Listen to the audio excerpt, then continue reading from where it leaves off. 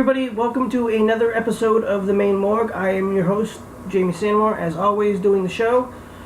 And I want to talk a little bit this week about my friend and my mentor, somebody that I really look up to. His name is Chris Fife. He is a member of the Maine Country Music Hall of Fame. Just won a slew of awards. Entertainer of the Year, Male Vocalist of the Year, and some type, I can't remember the name of it, Band of the Year. He was actually just on The Night Show with Danny Cashman here in Maine. He sang my absolute favorite song that he does off this CD. It's called Butter and Eggman. What Chris Fife does with his band is a Merle Haggard tribute show. An amazing show. If you get a chance to see him live, check him out. He has Hollywood credits to his name as well. He did the music, I believe it's called remastering, or redigitalizing maybe, of X-Men 3 The Last Stand, so through his media company. Now that that's out of the way, I want to show everybody my new shirt. My wife got me as an anniversary present, straight out of Crystal Lake. And this shirt is cool and neat and just a whole lot of cool because I love horror t-shirts.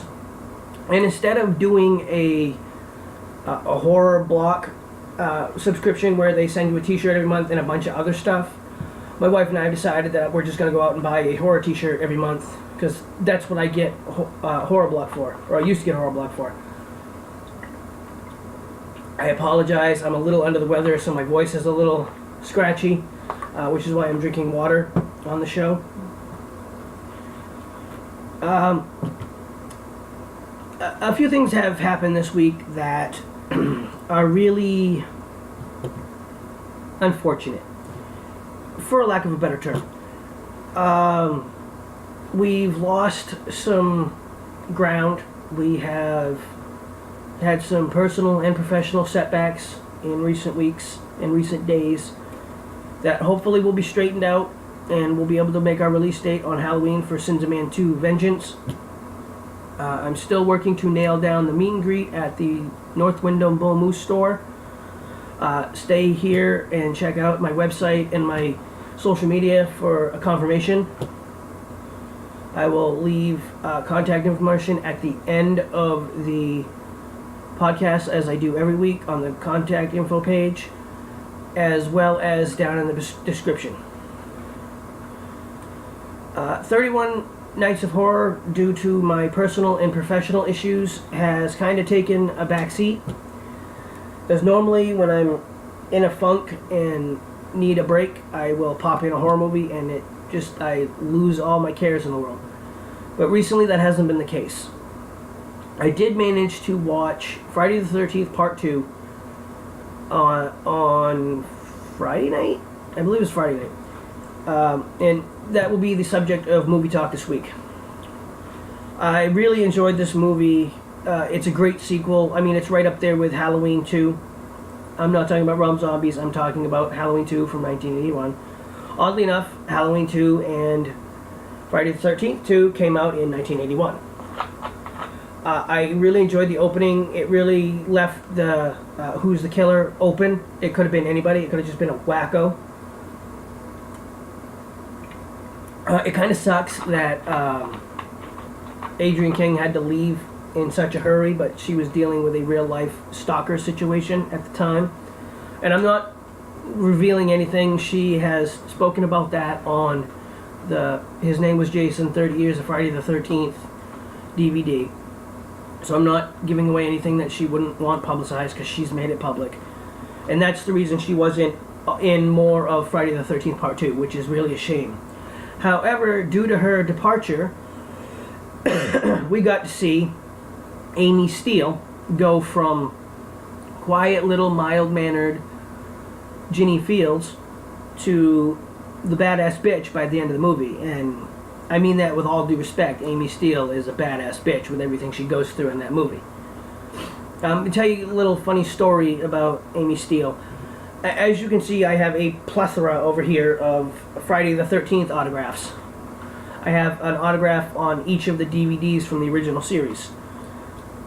I have yet to get my remake signed by anybody. But anyways, I sent Amy Steele a Facebook message. I liked her page on Facebook, and then I sent her a message, and I asked her if she would be willing to sign my DVD case, and I explained to her that I was trying to get a signature on each of the DVDs, at least one from one person in each movie, and told her I would send any amount of money, check, money order, whatever, that she charges for her autograph, and as well as return postage. She replied to me within a couple of days and said, send me the DVD jacket, write a little note or a letter telling me what you want me to write on the DVD case, and I'll sign it and send it back. I don't charge for my autograph, which I thought was super cool. So I sent it to her, and it was only like a week or a week and a half, 2 weeks later, 3 weeks tops. I know it was less than 3 weeks. That I got it back in the mail, and she signed it exactly the way I wanted, and I asked her to sign it. There's somebody in this fucking room, because that is my absolute favorite quote from that movie. So she did, and it's hanging very proudly right up there next to Part 1, which is hand-signed by Harry Manfredini, which is another story for another time. The best death for me in Part 2 was Mark, when he gets the meat cleaver to the forehead and he goes down the stairs in the wheelchair, and then that amazing flash to white. I love the way they use that in both Part 1 and Part 2. As far as rating this movie, I gave this movie a 4.5 out of 5 stabs, because like I said, it's as close to perfect for a sequel in the slasher genre as you can get. Next up, I want to talk about iBleedIndie.com, which is a company started by John Leeper. I hope I said that right, John. We're industry friends, brothers in horror, as I say that about all my friends in the horror business, brothers or sisters in horror. He is also the founder and, I believe, moderator or administrator of thebloodshed.com. And that's actually how we met. We talked about him helping me with Sins of Man, Rise of Mortis, which was my first feature film, which was released last Halloween. Anyways, iBleedIndie.com is a first-of-its-kind horror rental service where I send digital copies to them, and they post them on their website for people to rent. It's a lot like, renting a video, only you get a digital code and boom, you can watch the movie. And the profit sharing, from what I understand, is going to be a 90-10 split. It's going to be a $2 rental fee. And the profit sharing is amazing for creators like me who are trying to create revenue. And John is very good about these things. He's always trying to help people in the industry and in the business. I want to say thank you to John Leeper and the amazing staff at both iBleedIndie.com and thebloodshed.com. A little bit about thebloodshed.com. I've been there a handful of times, probably this week, and think of websites like Shock Till You Drop or what's that other one? BloodyDisgusting.com. The only difference between the number one, which is BloodyDisgusting.com, and John Leeper's TheBloodshed.com. The Bloodshed doesn't jump on a story. They fact check with studios and inside people before they post things. And don't get me wrong, Bloody Disgusting doesn't do that all that often, but occasionally they do, and then they have to retract a story, which is really frustrating for somebody like me who doesn't have a lot of time. And I don't troll horror sites for information, especially about my own shit, because I don't care. That's, again, another subject for another time. I'm trying to keep this show as friendly as possible, so I'm not going to talk about critics. Critics make my face turn red and make very bad language come out of my mouth. So I will leave links in the description down below to thebloodshed.com and ibleedindie.com. So you guys can check those out.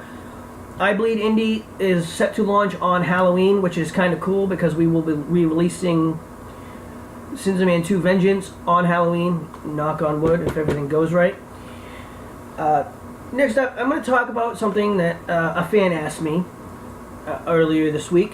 They asked me what it's like to run an independent film company. And the term I most commonly use is controlled chaos. Now, keep in mind, I run 3 Twitter accounts, 3 email accounts, 2 websites, and 2 YouTube channels. Okay? And that's all done by myself from this office. Excuse me. So, when I say controlled chaos, I don't know what a typical day looks like, because every day is different. And what I mean by that is, my day starts off like anybody else that runs a company or works in an office. You check your email, you check your social media. Because Wicked Carnival Productions is a very social media driven company. And I know that's nothing new, but it's my best option right now for reaching a worldwide fan base. And I Bleed Indie is going to help me reach a broader worldwide fan base with my films. So I can't really express how amazing this opportunity is. But once I've checked emails and checked social media and answered messages and emails and things like that, I go to writing. And that's writing blogs on both wickedcarnivalproductions.com as well as sinsofmanmovie.com. Which, something popped into my head, speaking of that, earlier today. What am I going to do with sinsofmanmovie.com next year after we have released Sins of Man 3 Tribulation, which is going to be the end of the Sins of Man trilogy? I don't know if you have any thoughts or ideas. Hit me up. I would love to hear your suggestions. You can email me themainmorgue@gmail.com. And running an indie film company by yourself is just crazy, because you're always doing something. Now keep in mind, I write every day too, or I try to write every day. And by write, I mean not necessarily blogging, but working on projects, because I'm the head writer. Not that I wouldn't work with other people, because I would, but I'm not going to expect somebody to say, hey, let's work on a project together. I got an idea. I don't expect it, because I'm very self-motivated. I'm very self-driven to do these things. When I get a project in mind, I don't want to hear 5 people's opinions. It goes back to the whole wrestling booking thing. I didn't care what other people wanted. I did what was best for the show at the time. But I take a lot of the experience I had from writing wrestling shows for 20 plus years and apply that today to writing my scripts. I work out all the angles, all the details, and then I just write. And I actually have a new little, for lack of a better term, I call it a cheat sheet. I found it online when I was working on the short script idea 2 weeks ago, last week. Anyways, it took me 2 days to write it anyways. And it was just, a little outline with it asks you questions, basically. Who's your antagonist? Who's your protagonist? Whose point of view is the story seen from? And those types of questions. And I thought, well, with a little bit of rewording, you could use this to write your outline for a feature film. So I changed the words according to what I thought they would need to be. And boom, I have a template now. And I used to hate outlining, and I think I talked about this on the first or second episode of the show. Outlining to me, before I learned how to do it correctly, or maybe not correctly, properly, outlining to me was a waste of time. Outlining to me was a waste of paper, a waste of ink, and a waste of time all the way around, because I can write things and just use my brain, But then I discovered what outlining really is. It is being able to write something down and work out the kinks of your story before you take it to the script writing software. which is an amazing thing. Anyways, to wrap up this subject, controlled chaos is the best way I could describe this. What I'm doing with running Wicked Carnival Productions by myself. And I don't mean I make the movies myself, I edit them, I do all that stuff. I have a shit ton of help with that. By saying I run Wicked Carnival Productions by myself, I mean the everyday, day-to-day business, office stuff for Wicked Carnival Productions. And I do a lot of the behind-the-scenes work for the productions. Mainly... excuse me, I am so sorry. Mainly, what I do behind the scenes, besides the writing, I book locations for the shoots, I book the talent, I help with the casting. Chris and I work together to do the casting. We're both very good judges of character, apparently. And we've yet to have really a discussion of, well, I like this person, but he didn't, or he liked the person and I didn't. So, I'm just talking about running the day-to-day operations, which is what I do. Writing on the road, which is something I try really hard not to do, because I don't carry my laptop with me, and I don't carry a notepad, because I have chicken scratch when I'm sitting at a desk writing. I mean, look at this. That is chicken scratch. And can you imagine me writing this in a moving car? It wouldn't be good.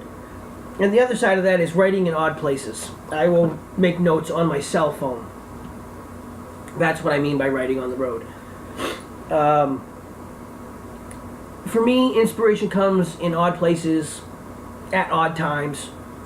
I've told you guys before about this past 4th of July weekend, talking with my grandfather-in-law on his front porch. And we're just sitting there, and all of a sudden, click, got an idea. Pulled out the phone. Gotta remember this so I can remember to start working on it when I get home. And that was an idea for a slasher movie that came to me like really quickly, and within 4 days I had like a 16 or 17, 18, 19 page, I think it was 19 pages, outline for complete with dialogue. And I'm going to give you guys a tip for any writers out there. If you come up with dialogue that you really want in your movie during your outline, put it in your outline where you want it in the story, so you'll remember to use it. I did that with this movie that I'm talking about. I wrote, that's why it was 19 pages long, I remember this now, because I wrote pretty much all the dialogue for the movie.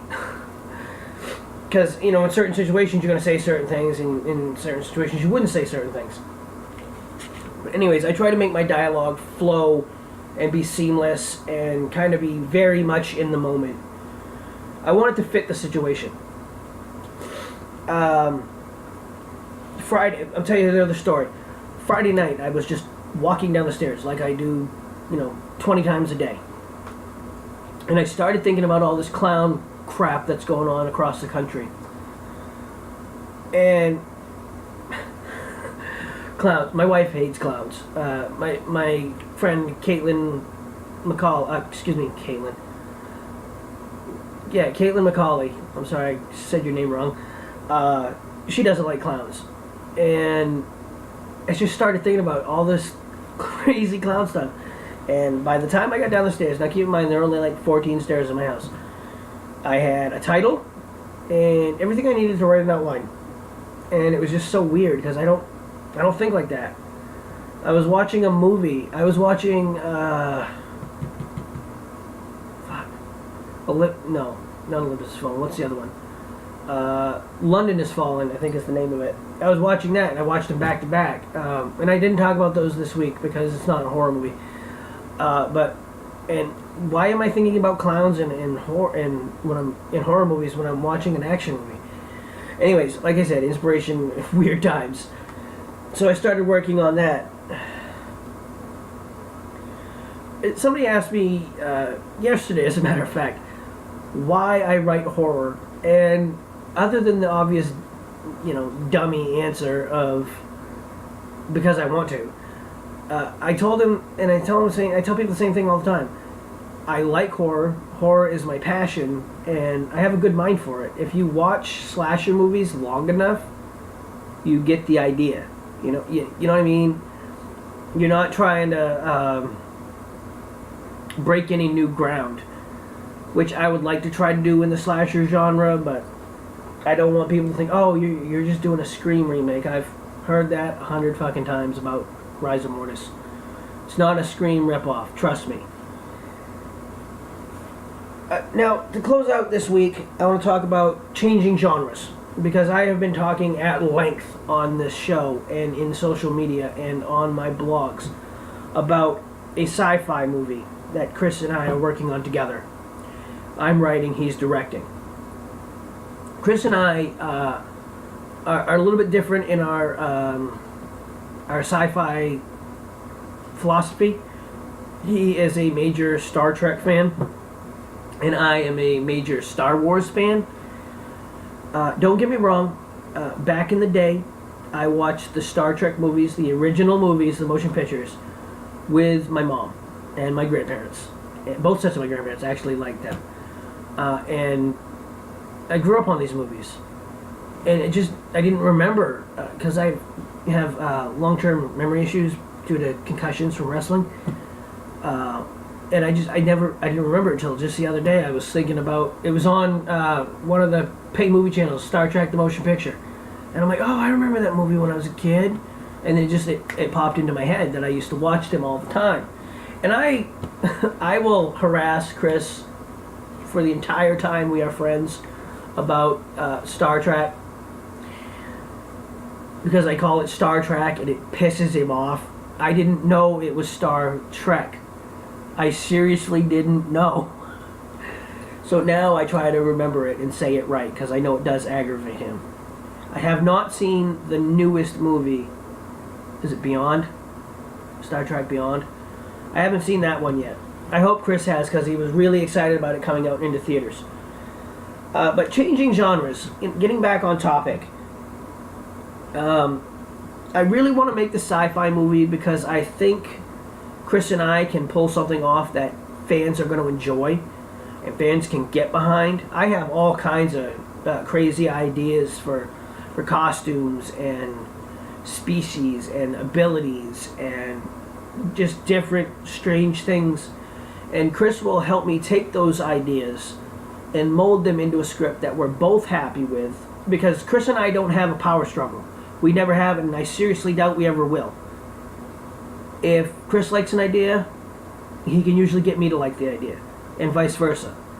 If I have an idea, Chris will say, well, I like that, but let's do this. And I'll be like, oh, yeah, that's a great idea. Chris and I are very much together on projects, which is something I'm very grateful for. And I say this all the time on social media, and I say it on blogs. I would not be where I am right now. Wicked Carnival Productions wouldn't be where it is right now without Chris Fife. So thank you, Chris. I don't know if you even watch my show, but thank you. I love you, and I know I couldn't do this without you. That bottle is driving me nuts. And I have the short film that I just wrote, which I'm very excited about.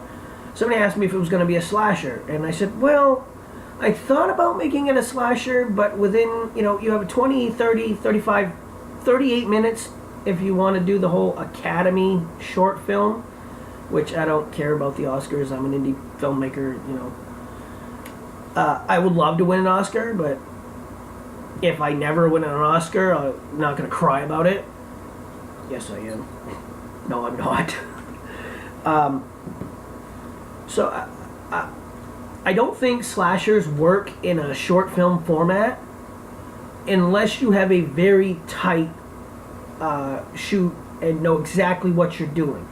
I was very tentative when I started writing this short because I've never done it before.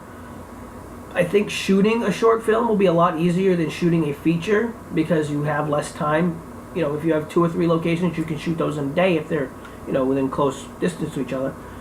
I have a thing for booking shoots from starting the day in Bridgeton, going up to Canton, which is outside of Maine, coming back to Bridgeton to end the day. Duh. Like when we went to Lewiston, we went for 2 days. And we started in Bridgeton, went to Lewiston, came back home, got picked up again, went back to Lewiston to a different location in the city of Lewiston, and did our shoot there. I have very bad planning skills, but I always was taught from people in the industry, clump your shooting days together. Like, shoot everything in one location in one day if you can. And then shoot everything the next day in a different location. That way you're done. You don't have to keep coming back. The only location we used repeatedly was the Bridgeton Community Center, which is an amazing facility if you really need a place. There are brick walls, there are offices, there is a giant room that came in very handy in both Rise of Mortis and Vengeance. The short film is going to be a suspense thriller. There's going to be a little bit of gore, but I'm really focusing on the story and the characters and the character development, and I want fans to watch it and be on a thrill ride for that 20 minutes or whatever the length is with credits and all that stuff. As far as the web series goes, that's another genre. I consider it crossing genres. I really don't know. Somebody said it crossing formats. So let's just say it's a different format for the sake of conversation, or the sake of this conversation. The web series is a 10-part series, with each episode being between 14 and I want to say 18 minutes long, with the opening episode being a little bit longer. Episode 5, which is the mid-season finale, is a little bit longer, and the series finale, or season finale, because I don't know if there'll be a second season, is a bit longer. I believe the series finale, or the season finale, is about 33 minutes long, I think. So I did that because I want people to watch episode 5 and be ready for episode 6 and be excited about episode 6. I want them to watch episode 9 knowing that episode 10 is the finale and you're going to get all the good stuff.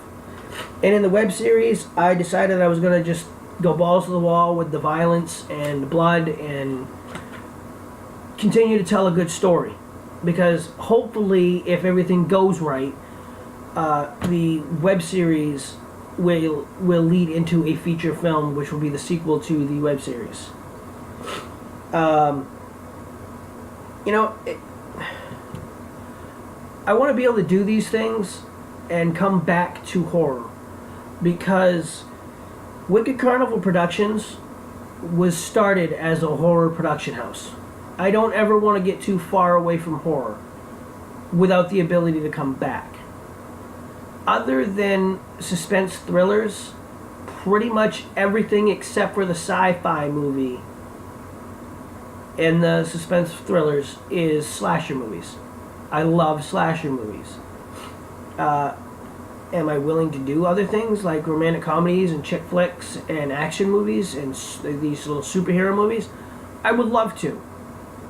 But I'm not going to put pressure on myself to get out of horror completely, because I will never do that. I will never turn my back on the genre. I love horror too much. Like Chris is not a horror guy. Excuse me. He helps me with the horror movies because it's a challenge for him. He loves to be creative and he loves to challenge himself. Now, I'm not saying that horror movies don't challenge me, because they do.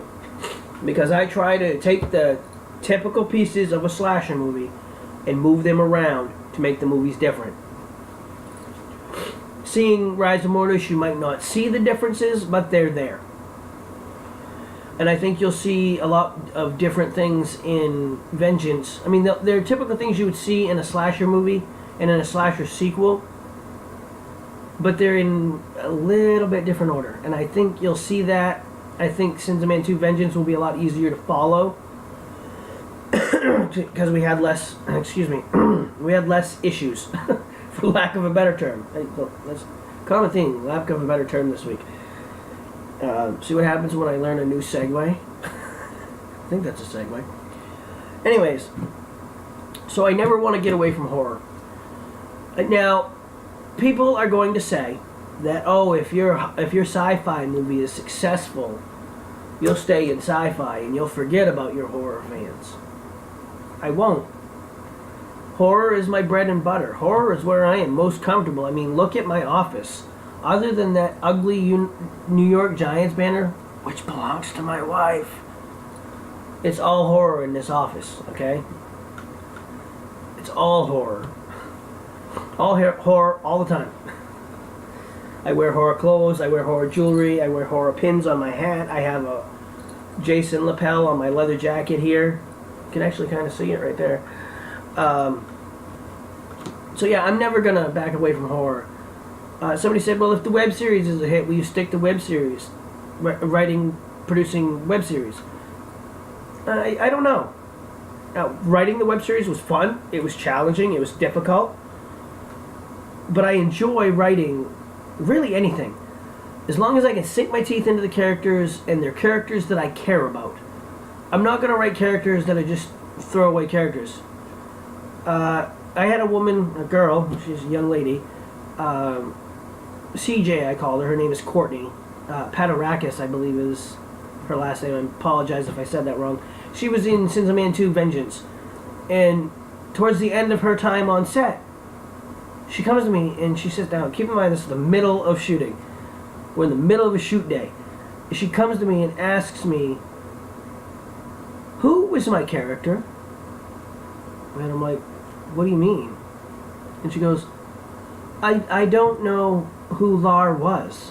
And I'm like, she was JJ's new best friend, her roommate, her confidant. And I started to realize that just in her eyes, she thought that Lar was a throwaway character because she didn't really have a direction. So I sat down with her and I said, no, Lar was not a throwaway character. We just didn't develop her character because we knew where her character was going. We didn't want to give her too much of a backstory, too much of a story that would leave the fans asking questions that we could not answer. And after that discussion, she felt okay about it. She was happy. And it really, that instance right there, it clicked in my mind.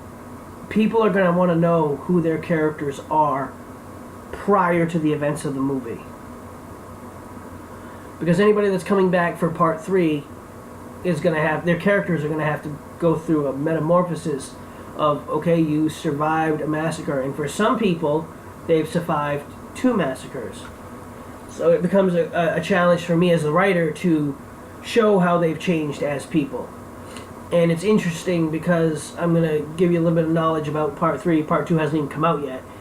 My character, Victor Barclay, who is currently in prison,